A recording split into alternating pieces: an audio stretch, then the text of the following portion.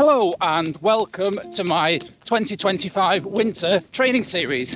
And if you've seen the thumbnail, you'll know very clearly what my goal is. But my goal is not singular, it is threefold. How can that be, you may ask? Obviously 1859 is breaking the next minute barrier from where I am now. If you put 1859 for a 55-year-old male into the latest age grading calculators, the 2025 factors, you will see it comes out at just over 80%. And if we track that percentage across to what the equivalent would be for a senior male runner, you will see that it is 15:59, or a sub 16 minute 5k equivalent. Now that might not sound a lot in the great scheme of things, but my lifetime 5k PB, set back in 2006 I think, is only 16:36. So when you've been running as long as I have, over 25 years of competitive running, you know you're not going to set any PBs on the road. Unless of course you enter esoteric race distances, like 4 miles, 7 miles, quarter marathons. Over the past 12 months, my best 3 5k performances: 1930, British Masters, Battersea Park last year; 1928 at the Shrewsbury 5k on a very warm afternoon; and 1933 at the Mid-Cheshire 5k a few weeks ago. But as I mentioned before on the channel, these age grading tables for us long-serving masters runners can be hugely motivational. So yeah, I think I could bag an equivalent sub 16. Really fires me up. Have you got a goal race for this 1859 attempt? Yep, the British Masters 5k in Battersea Park on the 30th of November. It's a race we did last year. It was one of the highlights of my running year last year, so we've entered again for 2025. Those of you who've seen our YouTube channel or other YouTube channels where they've raced the 5k in Battersea Park, it's flat, it's fast, and there's a stacked field in all the different Masters categories. So that's a great race and a great target. So what shape are you currently in? Well, over the summer I upped my mileage, I did a lot of threshold running, so I think aerobically I'm very strong. What I'm lacking are certain elements, including top end speed. So in the rest of this video I'm going to take you through the 5 things I'm really honing in on during this training block to try and get me to those 3 targets I've just mentioned. So the first thing I need to do to improve my chance of that sub 19 5k is to improve my VO2 max. How am I going to do that? Some, for me, pretty fast repetitions. So let's go back to last week where I did my first structured speed workout. Tuesday night, headed out for the first VO2 max session of this block. Now, if I want to run an 1859 5k, that is a 6:07 minute miling or 3:47 per kilometre miling. So onto these reps at faster than race pace. The next pace down is 3000 metre pace, which will be 5:54 minute miling. The session is 4 minutes tempo is extended warm, and then 15 times 45 seconds off 1 minute rest. Went for a trusty old pair of Takumi Sen 8s, but on reviewing this footage I picked something up which I'm going to share with you. If you look at this from the back, you'll see my right foot flicking inwards. It's something that's always afflicted me in my running, and I'll tell you why I think it does that in a minute. Now, we regularly see a body mechanics specialist and massage therapist who you'll see a little bit later in the video, and she picked something up about me having a very tight right foot. And if we hone in on there, you can see I'm not getting any purchase off of my toe, it's sort of coming from the side of my foot. I have got some toe mobility exercises to work on. Anyway, the first 4 minutes, 6:47 pace, not feeling fantastic at this stage. Yeah, alright, tasks done, not totally, but we'll put some effort in, let's see how we go. But the first 2:45 seconds, dismal. I ran faster than that at the Mid-Cheshire 5k for 5 kilometres in total. So let's try and step this up for the next 13 reps.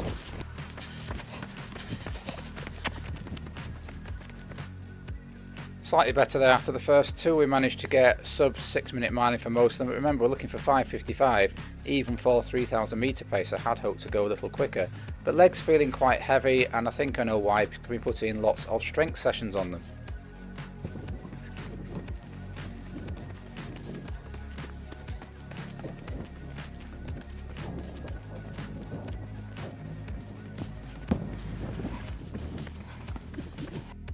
Pleased to report we did dip into the 540s for some of the reps going down the trail and hold sub 6 minute miling for all of them, including the ones coming up at the end of the session. So if we exclude the first 2 reps as anomalies, we did do 13 reps, averaging 5:55 minute miling, which is notional 3,000 meter pace if I'm going to hit my target. Session done. Not my finest hour, but we got it done. I think a few factors at play. 1, I've not done that VO2 max work for quite a few months now, so it's a shock to the system. 2, I have been hitting the gym quite a lot in the last 2.5 weeks. It's a process I have to go through. I have to get my legs stronger and more conditioned. So they will occasionally feel heavy. They felt strong, but heavy. And that's what I'd expect, having done 6 or 7 heavy weight sessions on the legs in the last couple of weeks. So the way the rest of this week is shaping up is some explosive hills on Thursday, and then on Saturday we'll do a time trial. So the next thing I'm going to do to try and ensure I hit that 18:59 5k target is to do a proper warm-up before each of my sessions. Now, when we lead busy lives, it's sometimes tempting to skip this part of preparation, do a few perfunctory drills, a little bit of running, and then get straight into the main session. But I do find if you do these, it helps with injury prevention. It means you start the session better. It reduces the risk if you're not feeling great at the start of the session and maybe canning it, thinking it's not my day today. So we've got some A skips going on here, some strides, and then we move into the third thing I'm going to do to try and hit that 18:59 target, and that is more focus on hills. So today's session is 20 times 30-second sprints up a hill with 1 minute jog recovery. There's the hill we've found to do it on, and off we go. So why the hills? Well, when I look back at my training over the last year, where I've been trying to break 40 minutes for 10k, one thing lacking is specific hill work. Now, we live in a very hilly area on the foot of the Pennines, but I tend to do most of my running on the flat Trans-Pennine Trail, the old Woodhead train line. I like the regularity of the miles being ticked off and matching the heart rate, etc. So tend to have avoided anything that is a specific hill session like this one, but even a generic hilly run. Now, when I used to live in Barnsley, it's rolling hills everywhere, so hills were built in naturally. As we turn around there at the top of the 30 seconds, yeah, hills were built in naturally to every run I did. So what I'm going to be doing during this training block is alternating each week a sort of 20 times 30-second hills or 10 times 1 minute hills, 10 minutes worth of work on one session, and then the explosive hills, which I've been through on previous videos, which are very short bursts, 5 times 8 seconds times 2 up a hill with very long recoveries to build that strength. So I'm looking to build these 3 things through this hill work. Firstly, leg strength. I'm going to feature in a minute how I'm using the gym, but I also want to make my legs stronger by actually running to make them stronger.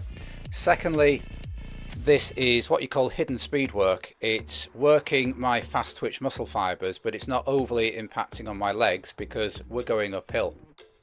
So an increase in power and speed without the damage that a regular road or track session would bring. And thirdly, it will improve my running form. It'll improve my neuromuscular messages coming from my brain to my body that I'm running upright with good form, high head. I'm swinging my arms to pump myself up this hill. I'm making sure my legs are cycling nicely, which you can't see at the minute because I've got the Insta strapped to my head, but there will be a few shots coming in a minute of me actually running so you can see what I'm looking like here. So as one of the purposes is to improve running form and running economy, it's important not to thrash yourself and get into a big hole early on. So those are the splits for the first 5. Nothing particularly speedy, nothing to write home about, but a good solid start to this session, and I'm loosening up and getting into it, so I think the splits are going to get a little bit quicker as we go on through the session. Yeah, I used to do loads of hills back in the day. When I was training with Barnsley AC, there were regular hilly runs and also specific hill sessions, and as I say, it's something when I look at my training over the last year or more, it's really been neglected. So something I'm looking forward to adding in to this program to get me hopefully towards and under that 90-minute barrier for 5k. So let's see what the next 5 in the set of 20 bring in terms of any pace progression.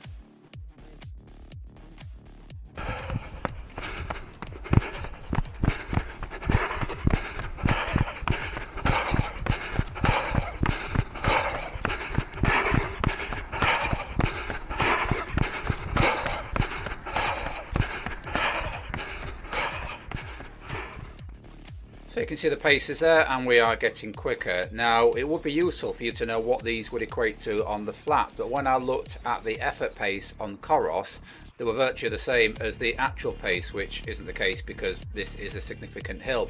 And when I checked with somebody else who also uses Coros and asked him to look at his hill sessions, again, there's me, again, he was finding that there's very little difference on most occasions between the effort pace and actual pace. So maybe these repetitions aren't long enough for Coros to pick up how much effort pace is reflected in the actual time, if that makes sense. So the third quarter, here are the splits. They're all under 7-minute miling. I know I'm getting quicker because by the time I get to the top of the 30-second repetition, I'm going just past the little driveway on the left and getting as far as the brown bin, which you'll see in a minute. There's the brown bin coming into view, and I just crest the drive here and yeah, nearly at the bin. So when I was starting these, I was not getting as far as the drive, so now I'm getting further and further and faster and faster.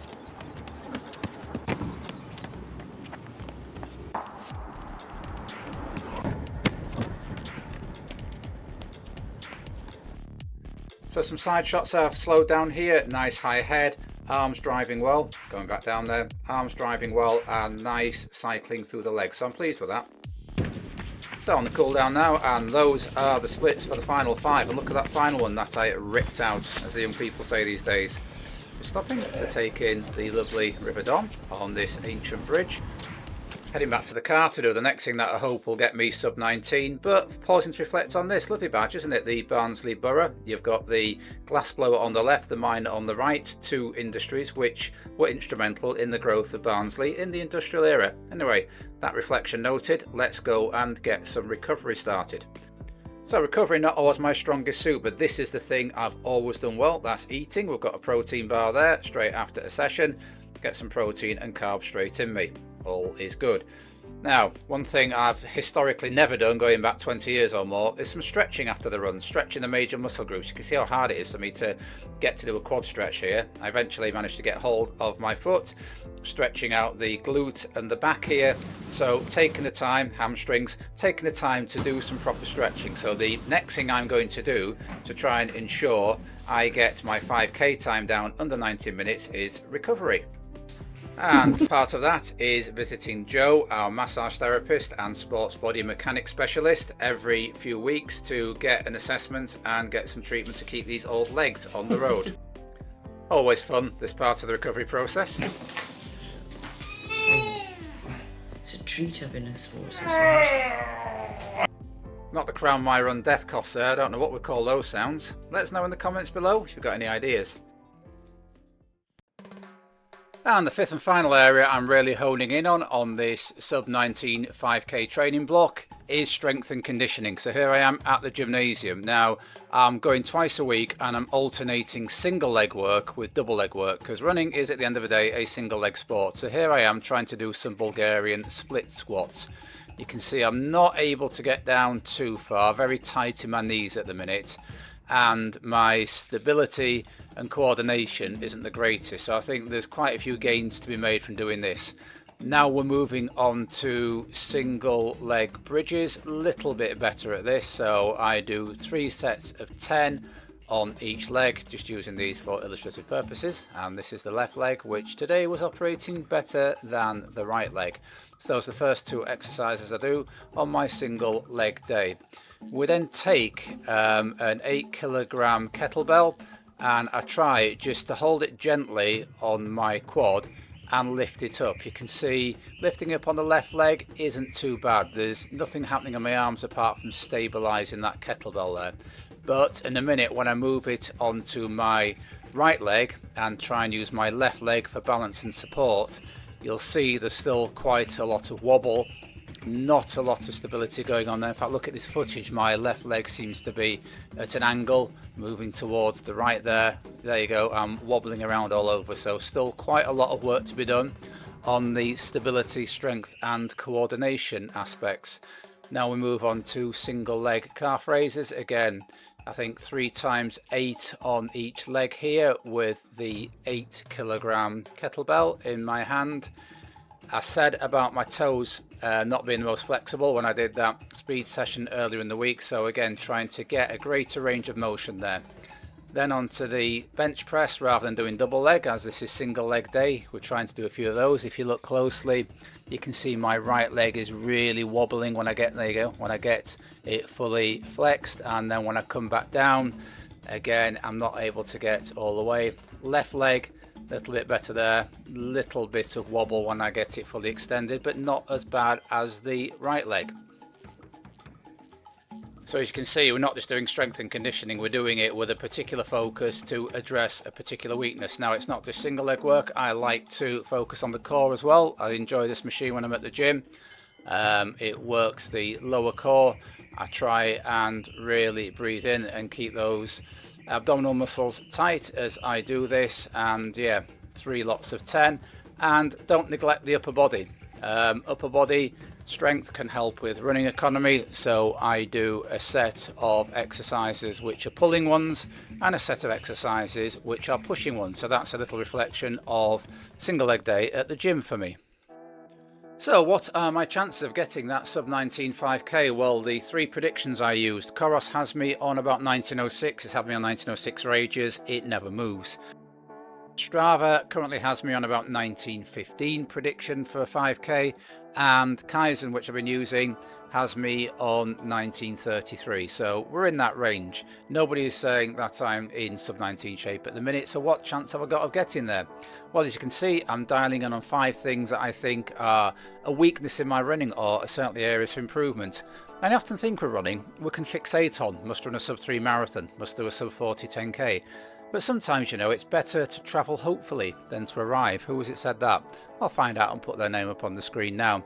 But yeah, I think you just got to retain a positive outlook, like there will always be a good time along the way.